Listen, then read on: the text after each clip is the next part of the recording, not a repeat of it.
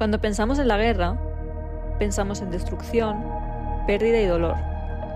Pero algunas de las casas de lujo más influyentes del mundo se consolidaron precisamente en medio de este caos. ¿Cómo es posible que, en tiempo de escasez, naciera una estética que hoy asociamos con elegancia y exclusividad?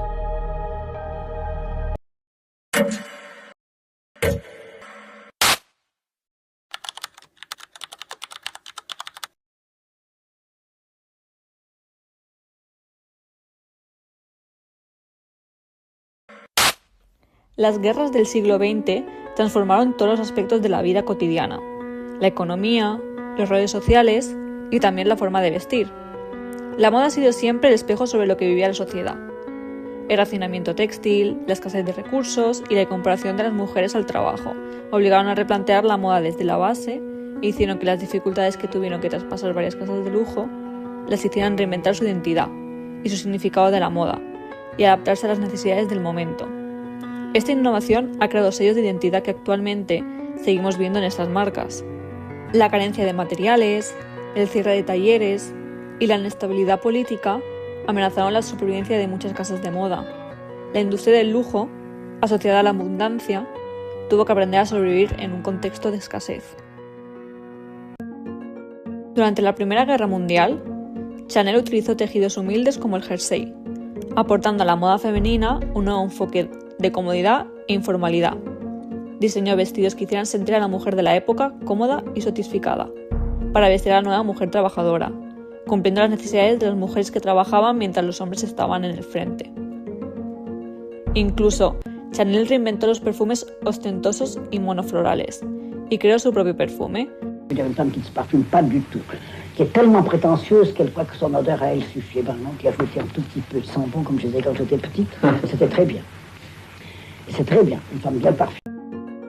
Con la estética del frasco de los años 20, creando uno sencillo y elegante.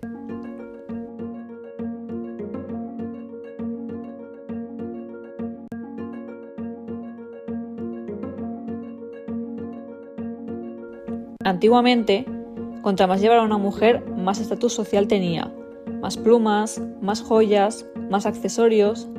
Chanel creó una identidad saliendo de esta estética y dándole a la mujer la oportunidad de vestir cómoda, pero sin dejar de ser elegante. Hoy en día, Chanel sigue siendo una de las firmas líderes de la industria de la moda. Marcado por la Guerra Civil Española y el exilio y cierre de su taller en España, Balenciaga reinventó su casa en París. En un contexto de incertidumbre, desarrolló una estética basada en la estructura, el volumen y el diseño arquitectónico de sus piezas, demostrando que la innovación podía surgir incluso en tiempos de crisis. Las estructuras de los diseños de Balenciaga, por aquel entonces, siguen formando parte de la identidad del Balenciaga de hoy en día, las cuales vemos modernizadas en los desfiles más recientes. Después de la devastación de la Segunda Guerra Mundial, Dior presentó su primer desfile de alta costura. Corole.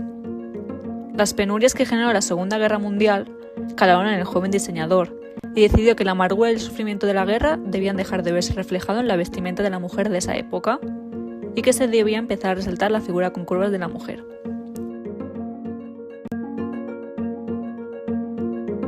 Aquí es cuando Dior creó la chaqueta bar. El New Look se caracterizaba por faldas amplias, cuerpos ceñidos y cinturas de avispa.